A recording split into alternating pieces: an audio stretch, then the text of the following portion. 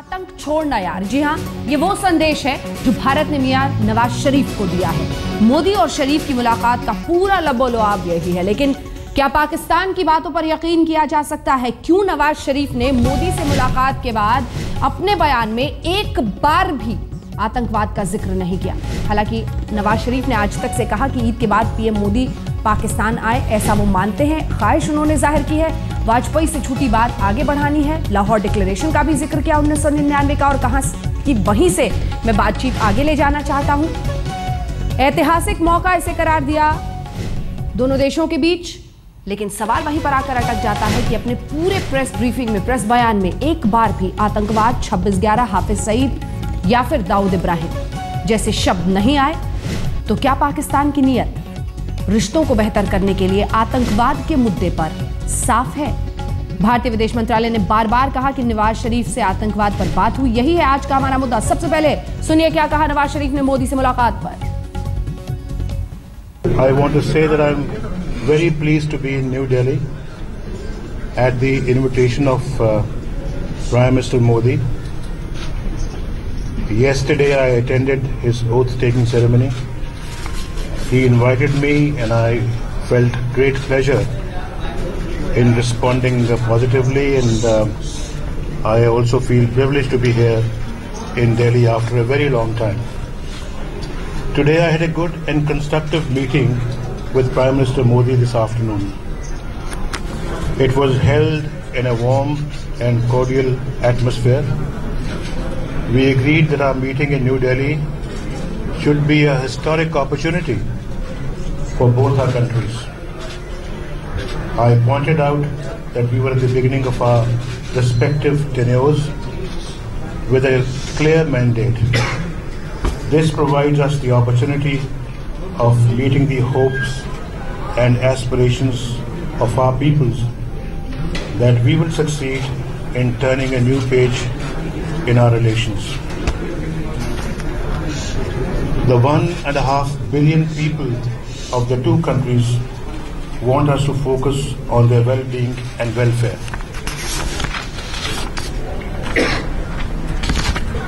I recalled to Prime Minister Modi my invitation to Prime Minister Vajpayee to Lahore in February 1999 and told him that I intended to pick up the threads of the Lahore Declaration from where it had to be left off in October 1999. I stressed to the Prime Minister that we have a common agenda of development and economic revival, which is not possible to achieve without peace and stability in the region. I urge that together we should rid the region of instability and insecurity that has plagued us for decades. Consequently, it was important for us to work together for peace, progress and prosperity. Finally, I urged that we had to strive to change confrontation into cooperation. Engage in accusations and counter-accusations would be counterproductive, I emphasized. My government therefore stands ready to discuss all issues between our two countries in a spirit of cooperation and sincerity. After all, we owe it to our people to overcome the legacy of mistrust and misgivings. We agreed that common objective could be facilitated by greater people-to-people exchanges at all levels. पूरी बातचीत लगभग 3-4 minute, लेकिन एक बार भी आतंकवाद, 26/11, हाफिज सईद, दाऊद इब्राहिम, शायद इसकी उम्मीद भी करना ज्यादा है, क्योंकि नवाज शरीफ को वापस उसी पाकिस्तान लौटना है जहां पर सबको एक तरह से डिफाई करके वो पहुंचे हैं, खासतौर पर सेना को। इसीलिए सभी खास मेहमान हमारे साथ जुड़ गए हैं। आपका परिचय उनसे करा देते हैं। नलिन कोहली जी भारतीय जनता पार्टी की तरफ से हमारे साथ जुड़ गए हैं। राकेश सिन्हा जी हमारे साथ सीधे जुड़ गए हैं, आरएसएस से जुड़े हुए हैं, विचारक हैं। विवेक बंसल जी कांग्रेस पार्टी का पक्ष रखने के लिए हमारे साथ है, और आलोक मेहता जी वरिष्ठ पत्रकार हमारे साथ यहाँ पर स्टूडियो में मौजूद हैं। लेकिन इन सबसे चर्चा की शुरुआत करने के पहले आइए जरा आपको सुनाते हैं एक तरफ नवाज शरीफ की ये प्रेस ब्रीफिंग और दूसरी तरफ सुजाता सिन्हा। जब एमईए की तरफ से बोल रही थी तब उन्होंने बार बार ये कहा कि नरेंद्र मोदी ने आतंकवाद का मुद्दा इस बैठक में उठाया था। क्या कहा सुनिए। In the meeting with Prime Minister Nawaz Sharif of Pakistan, PM underlined our concerns relating to terrorism. It was conveyed that Pakistan must abide by its commitment to prevent its territory and territory under its control from being used for terrorism against India.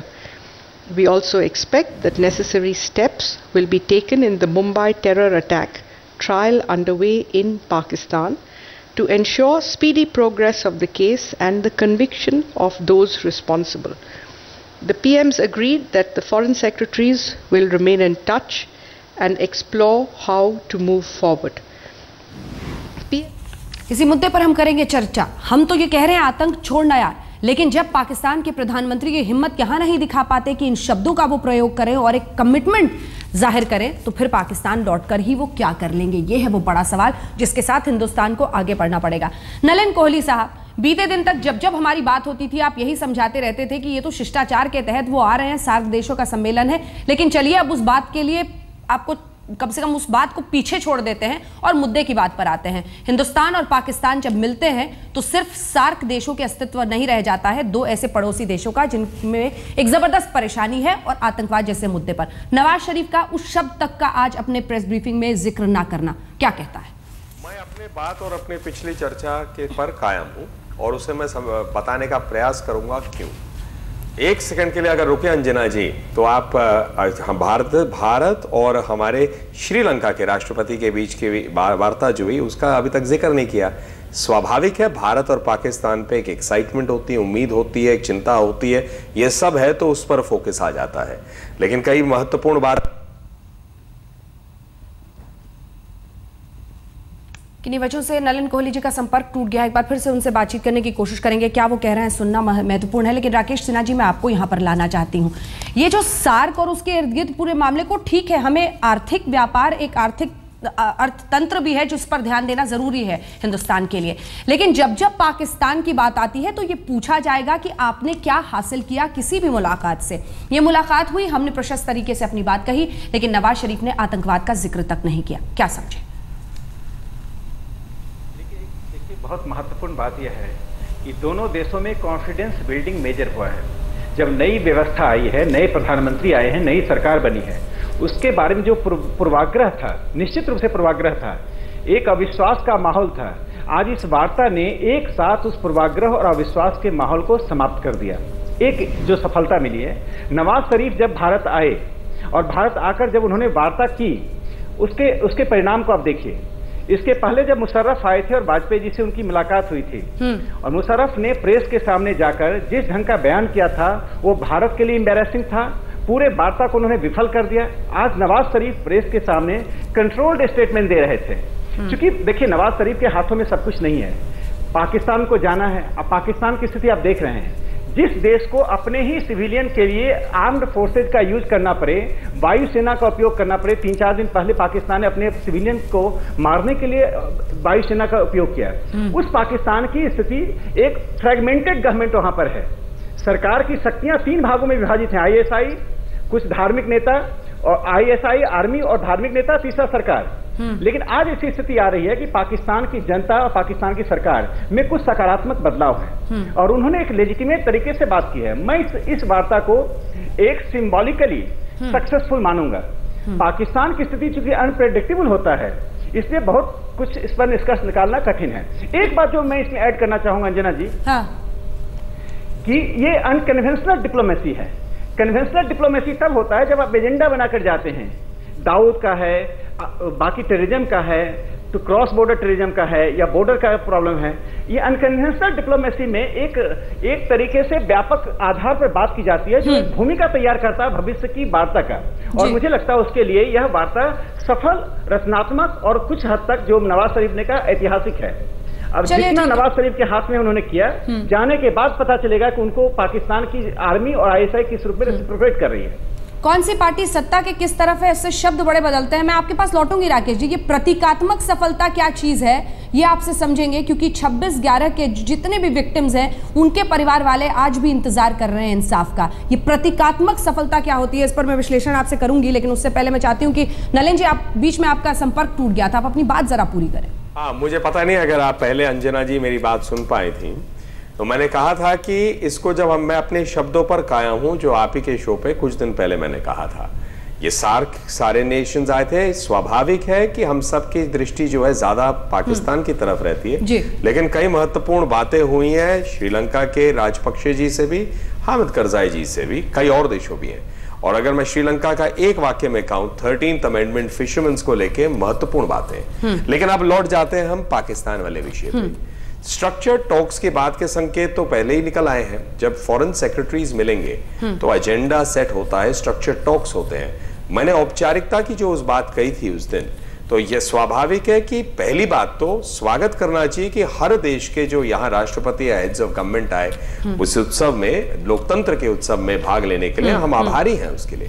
दूसरी बात है कि क्या मुलाकातें नहीं होती। मैं आप पलट के एक सेकंड कह दूं, यदि वो मिलते नहीं दोनों प्रधानमंत्री, तो प्रश्न उठता कि क्या ये आना सही था। तो प्रश्न उठाना स्वाभाविक है। विषय क्या है कि हमने अपनी बातें रखी हैं, एक सॉर्ट ऑफ मीटिंग ग्राउंड होती है, पहली बार आप मिलते हैं, अपनी चिंताएं तो स्वाभाविक है रखेंगे। और अगर आप स्टेटमेंट्स भी देखें, नवाज शरीफ साहब ने जो कहा, लाहौर डिक्लेरेशन क्यों महत्वपूर्ण है उसको ना भूलिए। पाकिस्तान की जमीन किसी भी टेररिस्ट एक्ट के लिए इस्तेमाल नहीं होगी, ये लाहौर डिक्लेरेशन में पहली बार इसका जिक्र है। और हमने स्वाभाविक अपनी बात रखी। अब ऐसे शब्दों का प्रयोग नहीं हुआ। इन बातों को मुझे लगता है इन पर इस नजर से हम देख रहे हैं जैसे स्ट्रक्चर टॉक्स कोई विफलता तो हुई नहीं है। तो इसको आप इस रूप से देखें कि एक अच्छी पहल थी, सारे देश आए, पाकिस्तान आए, हमने स्वागत कर रहे हैं। अब आगे क्या होगा उससे आप सफलता और विफलता की बात करिएगा और जरूर करिएगा। ठीक है, हम कह रहे हैं 26/11, वो कहते हैं आपसी झगड़े को भूलकर अब आगे बढ़ना होगा। हम कहते हैं 26/11 के साथ साथ हाफिज सईद, दाऊद इब्राहिम सब कुछ, लेकिन नवाज शरीफ जिक्र नहीं करते हैं। आलोक जी से क्या देखें इस प्रतीकात्मक सफलता, इस पर खुश हो लें? देखिए, सफलता ना भी कहें, ये कहें कि यदि मुझे लगता है कि राकेश या नलिन जी या सरकार की तरफ से भी कहा जाता कि नेहरू की पुण्यतिथि पर आज हमने नेहरू की पॉलिसी को आगे बढ़ाते हुए अपनी तरफ से हाथ बढ़ाया। आप चाहे हाथ वो जो भी उन्होंने किया है वो भी एक बड़ी बात होती है, एक बड़प्पन दिखाया जाना चाहिए। विदेश नीति हमारी वही है जो पहले थी, बहुत बदलाव नहीं। वाजपेयी ने भी उसको फॉलो किया। वाजपेयी को तो नेहरू ने ही कहा था उत्तराधिकारी, दूसरे लोगों ने नहीं कहा, उन्होंने इंदिरा गांधी को नहीं कहा था, शास्त्री जी बने थे तब। तो मुझे लगता है कि एक तो गलती ये है सरकार की कि उसमें भारत की नीति को रेखांकित किया जाना चाहिए। बीजेपी की नीति नहीं है, ये भारत की नीति है। जैसे भारत के प्रधानमंत्री हैं मोदी जी ने जो पहल की है, जिन लोगों ने भी उनको सलाह दी है, हो सकता है राकेश जी ने भी दी हो, लेकिन सही बात यह है कि श्रेय दिया जाना चाहिए कि हमारी विदेश नीति में हम माफ भी करते हैं। क्योंकि कल तक यही सब बड़े नेता पूरे चुनाव में मुद्दा बना रहा कि पाकिस्तान की तरफ देखिए मत। मनमोहन सिंह अपने गांव घर यदि जा सकते थे तो आज नवाज शरीफ से मिलकर के कल कितने गदगद थे। मैंने बड़ा, मोदी जी ने सबसे बड़ा एहसान तो मनमोहन सिंह पे कर दिया कि उनकी नवाज शरीफ से मुलाकात करा दी। लेकिन पहले उस पर मैं नहीं जाता, मैं खाली ये कहना चाहूँगा कि एक पहल की गई है, इसके पीछे आर्थिक हित हैं। गुजरात में नरेंद्र मोदी जी के बॉर्डर पर समुद्री इलाकों में जहां गैस पैदा होती है बड़े पैमाने पर, वहां पाकिस्तान से आतंकवाद का सबसे बड़ा खतरा है। इसलिए मोदी जी का कहने से भारत के हितों की रक्षा होती है। और पाकिस्तान के Nawaz Sharif is a businessman, वो आतंकवाद की बात नहीं करेंगे, वो अपने धंधे के लिए आए थे, धंधा करके और चले गए। अब उसके बाद ISI को भुगतेंगे और आतंकवादी गुटों से निपटे, ये हमने उनके सिर में डाल दिया है। अभी तो पाकिस्तान लौटना है उन्हें और कई सारे सवाल वहां पर पूछे जाएंगे उनसे। बंसल साहब, कांग्रेस कहाँ खड़ी है? देखिए, इस पे आप कांग्रेस कहाँ, इसमें आप मेरा वक्तव्य इस जो इनकी जो विजिट है नवाज शरीफ और मीटिंग के संदर्भ में मैं यही कहना चाहूँगा कि जैसा कि आलोक जी ने भी उस बात को कहा और मैं उसको आगे बढ़ाते हुए यही कहूँगा कि जो हमारी जो नीति थी या जो इस देश के जो हित में जो विदेश नीति रही है उसी पर ही आज चल रहे हैं। आज चुनाव प्रचार के संदर्भ में भी ये बात कहना चाहूँगा कि उस समय सब कुछ जो UPA सरकार कर रही थी वो गलत था।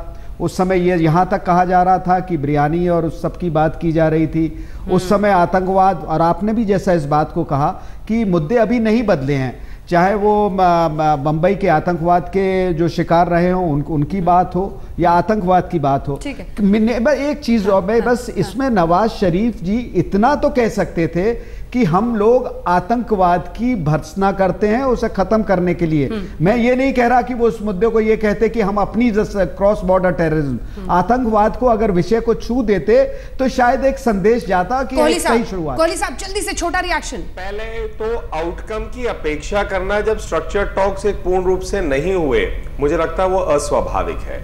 दूसरी बात जो इन्होंने कहा कि नीति की बात करें तो मैं 10 साल पे याद दिलाना चाहूंगा, मूवमेंट कई चीजों पे हुई नहीं, तो इसीलिए इस बात को जो मिक्स कर रहे हैं हम चुनाव को और कार्य को, कार्यशैली 24 घंटे के अंदर शुरू हो गई है सरकार की, ये अपने आप में बहुत सांकेतिक है। चेहरे पर मुस्कुराहट, लेकिन जब पीछे बात हुई है तो सख्त शब्दों का किया गया है इस्तेमाल और ये बताया गया है कि आतंकवाद पर आप कीजिए कुछ। इसके साथ ही 26/11 का जिक्र, इंसाफ का जिक्र और दाऊद इब्राहिम का भी नाम आया है जैसा कि जानकारी, क्योंकि इसको पूरी तरह से सुजाता सिंह ने जब प्रेस कॉन्फ्रेंस की थी तो डिनाई नहीं किया था। ये तमाम ऐसे मुद्दे हैं जिसके जरिए आगे बातचीत बढ़ने की उम्मीद बनती है, लेकिन सिर्फ प्रतीकात्मक सफलता के रूप में अगर इसे देखा भी जाए तो यहां से आगे क्या, क्योंकि राकेश सिन्हा जी उसी पाकिस्तान में लौटना है, उसी पाकिस्तान में जैसा कि आप भी कह रहे थे एक नहीं 3 पाकिस्तान है, ISI समानांतर, वहां पर धार्मिक गुरु अलग, सेना अलग, और उन सबके बीच लोकतंत्र के प्रतीक के रूप में नवाज शरीफ साहब सब कुछ कहा, लेकिन जो कमिटमेंट शायद वो करके आए हैं या फिर आतंकवाद जैसे मुद्दों पर हिंदुस्तान को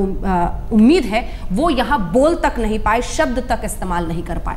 फिर कैसी उम्मीद, फिर कैसी सफलता? देखिए इसमें दो बातें हैं अंजना जी।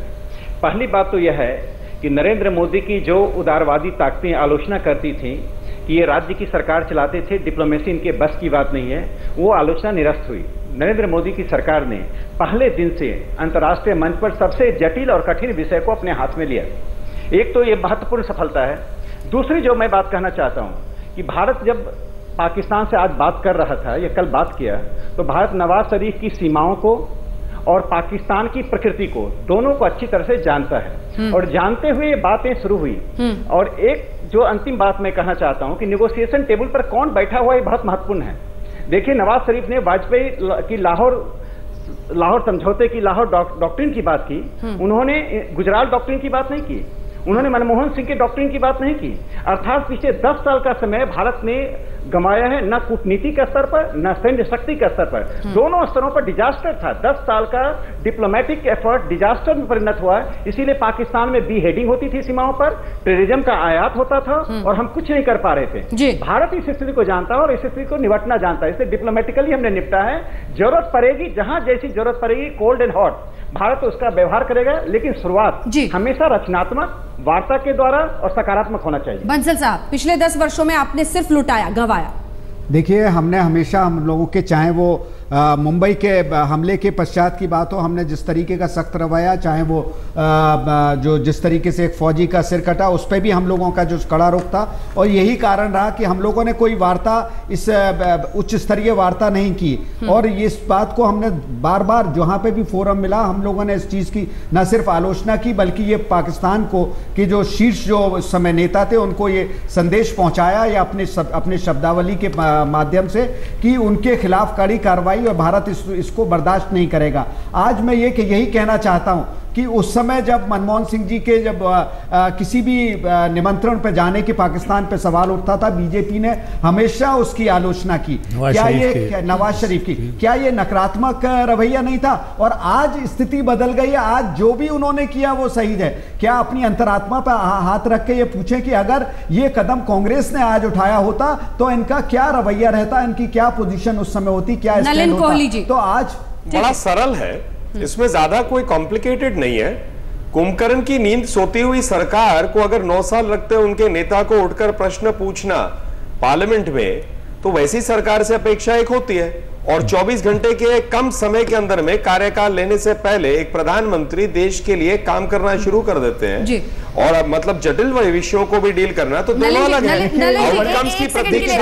आप दोनों को रोक रही हूँ। नवाज शरीफ वापस जाते हुए दिल्ली एयरपोर्ट की तस्वीरें हैं, ये बेहद खुश नजर आए और बार बार ये कहा कि मैं दिल्ली आकर बहुत प्रसन्न हूं। इनकी बेटी भी काफी खुशी के साथ ट्वीट कर रही थी कि मैंने टाई चुना है अपने पिता के लिए, बहुत बड़ा दिन है ये।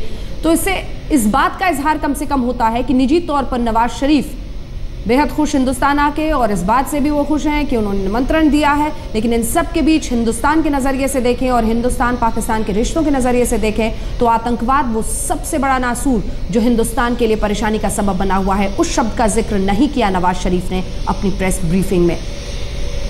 भारतीय प्रधानमंत्री नरेंद्र मोदी ने जरूर 26/11 का इंसाफ और आतंकवाद पर पाकिस्तान को अपना नजरिया, तरीका, व्यवहार बदलना होगा, ये कहा है। सख्त शब्दों का इस्तेमाल हुआ है, जैसा कि एमईए की तरफ से प्रेस ब्रीफिंग में कहा गया। इन सब के बीच एक पहली मुलाकात और आज तक से खास बातचीत में यह भी कहा जावेद अंसारी हमारे सहयोगी से नवाज शरीफ ने कि निजी तौर पर नरेंद्र मोदी को जानना मेरे लिए एक अच्छा अनुभव रहा है। तमाम लोगों से मुलाकात करते हुए ये वक्त हिंदुस्तान की जमीन से वापस पाकिस्तान में लौटने का है। नवाज शरीफ के लिए बहुत आसान नहीं रहा हिंदुस्तान आना।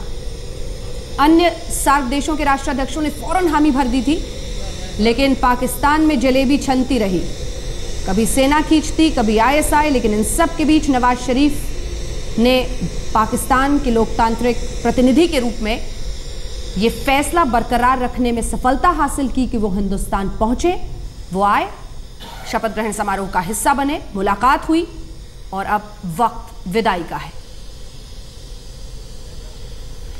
जी नलिन जी, आप अपनी बात पूरी करें, जो बात आप कह रहे थे।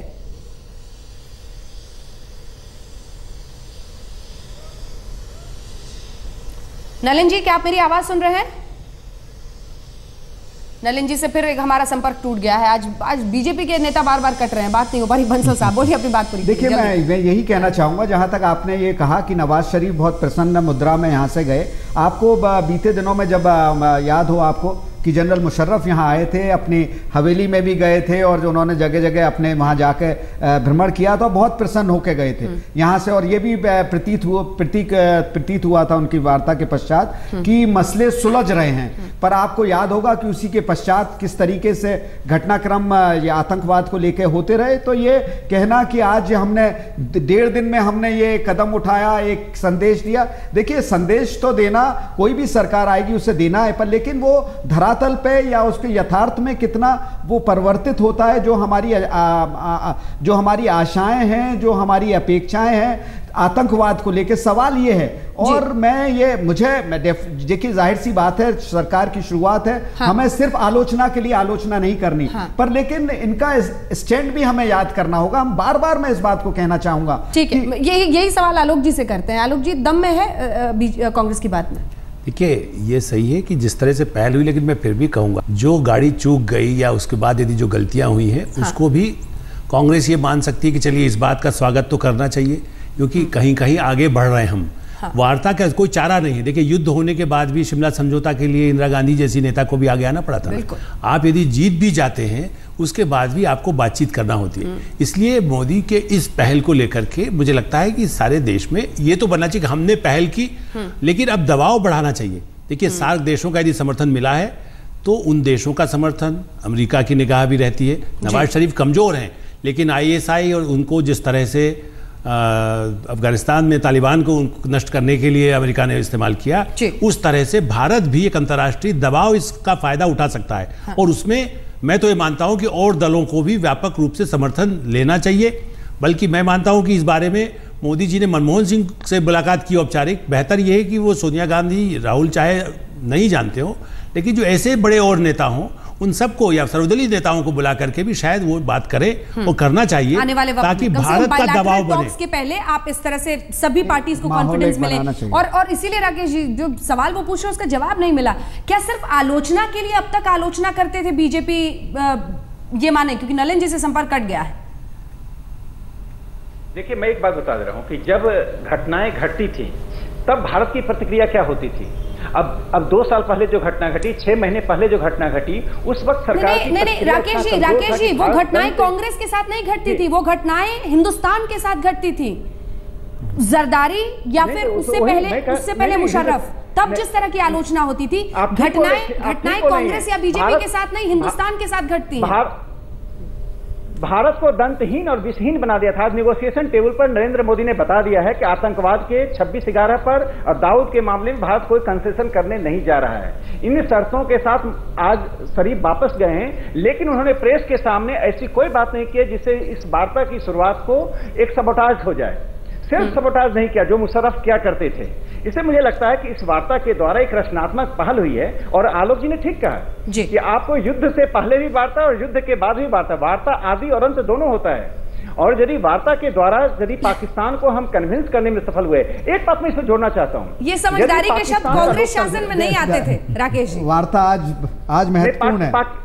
एक बात सुन लीजिए, पाकिस्तान का लोकतंत्र यदि भारत के साथ नेगोशिएशन के लिए तैयार होता है तो भारत पाकिस्तान में टेररिस्ट को आइसोलेट करने में अहम भूमिका प्ले कर सकता है। भारत एक साधारण देश नहीं है, ये हिंद महासागर का एक डोमिनेंट कंट्री है जो कि इंदिरा गांधी के बाद वो डोमिनेशन हमारा छूटता गया है। उस पोजीशन को भारत रिगेन करने की स्थिति में आ रहा है और इसका सिंबॉलिक पोस्टर भारत ने आज दिखा दिया। पहले दिन सरकार ने दिखा दिया है कि हम रीजनल पावर के रूप में उभरना चाहते हैं, रीजनल कंसोलिडेशन करना चाहते हैं। एक ब्रेक के लिए महत्वपूर्ण उपलब्धि है भारत के लिए। हेलीकॉप्टर से उड़ान भर के अपने विमान से चले गए हैं नवाज शरीफ। राकेश सिन्हा जी, छोटा सा जवाब, क्या उम्मीद रखें कि अच्छे दिन आने वाले हैं, में अच्छे रिश्ते भी होंगे? देखिए, मैं एक बात बता दूं कि ट्रेड कैन डिफीट टेररिज्म। ये जो नया वर्ल्ड है जिसमें बाजार का महत्व बढ़ता जा रहा है, उसमें एक ट्रेड कैन बी एक बेटर टूल, एक अच्छे टूल के रूप में हम व्यापार को उपयोग कर सकते हैं। दूसरा, सबसे अंतिम बात मैं कहना चाहता हूं कि देखिए, पाकिस्तान के जनतंत्र को यदि भारत थोड़ा सा सहयोग करता है और वो आइसोलेट करता है टेररिज्म को, तो हमारी बहुत बड़ी सफलता होगी। लेकिन अभी पाकिस्तान के बारे में कुछ भी सुनिश्चित होकर नहीं कहा जा सकता। ठीक है बंसल साहब, देखिए, मैं दो चीजों पे, इससे पहले आपने कहा था कि इंदिरा गांधी, पहले तो मैं इनको धन्यवाद देना चाहूंगा, इन्होंने स्वीकारा कि इंदिरा गांधी के नेतृत्व में हमारी विदेश नीति बहुत अच्छी रही और उसके पश्चात इन्होंने कहा कि विदेश नीति हमारी महत्वहीन हो गई। तो मैं इन्हें याद दिलाना चाहूंगा, 7 वर्ष तो एनडीए की सरकार रही अटल जी के नेतृत्व में, तो क्या उस समय भी हमारी विदेश नीति नेतृत्व विहीन हो गई थी या उसका महत्व कम हो गया था? और दूसरी बात, आज आपको व्यापार का महत्व नजर आ रहा है, आज आपको व्यापार का महत्व नजर आ रहा है, आज आप उन मुद्दों को भूल गए हैं जो आतंकवाद को लेकर थे, आज आपको यह नजर आ रहा है कि पाकिस्तान हमारे लिए एक अच्छा दोस्त बन सकता है। बहुत सराहनीय बात है, इसके लिए बधाई भी देना चाहेंगे। पर लेकिन यह बात पहले भी लागू होती थी, जब मोस्ट फेवर्ड नेशन ट्रीटमेंट की बात थी, तब आपने क्या उस पर स्टैंड लिया? कांग्रेस विपक्ष के दबाव में आकर फैसले नहीं ले पाई, आप ये कह रहे हैं? देखिए, हमने विपक्ष को भी महत्व दिया, हमने लोकतंत्र है, लोकतंत्र में अभी तक मनमोहन जी गठबंधन की पार्टियों पर सारी विफलता डालते थे, अब विपक्ष पर डाल रहे हैं। ठीक है, मैं भी यही मानता हूं कि देखिए, मनमोहन सिंह बहुत कमजोर प्रधानमंत्री रहे और वो प्रतिपक्ष से कांपते रहे, प्रतिपक्ष के खिलाफ भी नहीं किया। कांग्रेस सोनिया गांधी से ज्यादा वो प्रतिपक्ष से डरते थे। कल अडवाणी जी के सामने जितना वो झुक रहे थे, उतना कभी वो सोनिया गांधी के सामने कभी मैंने झुकते हुए नहीं देखा। इसलिए मुझे ऐसा लगता है कि वो पाकिस्तान के सामने भी यदि उनको बात करने के लिए बीजेपी थोड़ा सा प्रोत्साहित करती, जैसे अडवाणी जिन्ना की बजाज पर जा सकते हैं, तो इनको भी किसी मनमोहन सिंह को जाने दिया जाता या उनको बुलाने दिया जाता। बहरहाल जो हो गया उसको भूल करके आगे, जो राकेश जी ने कहा, मैं अंत में यही कहूंगा, आर्थिक संबंध निश्चित रूप से जरूरी है और पहले उस संबंधों को बढ़ाने के लिए आतंकवाद, जैसे हम चीन के साथ व्यापार बढ़ा रहे हैं, हमारी सीमा वार्ता चल रही है, उसी तरह से आतंकवाद को कड़ाई से कुचला जाए और आर्थिक संबंध बढ़ाए जाएं तो पाकिस्तान पर दबाव बढ़ सकता है। और नेतृत्व एक स्टेट्समैन के रूप में करे जो भी नेता हो, उसकी उम्मीद शायद सबसे ज्यादा रहेगी नरेंद्र मोदी से। और जैसा कि लगातार कह रहे हैं हमारे पैनलिस्ट और राकेश सिन्हा जी कि कुल मिलाकर अर्थतंत्र से शायद हम आतंक के तंत्र को परास्त कर सकें। यह हिंदुस्तान को आगे सोचना होगा, बढ़ना होगा और पाकिस्तान को शरीक करना होगा। आप देखते रहिए आज।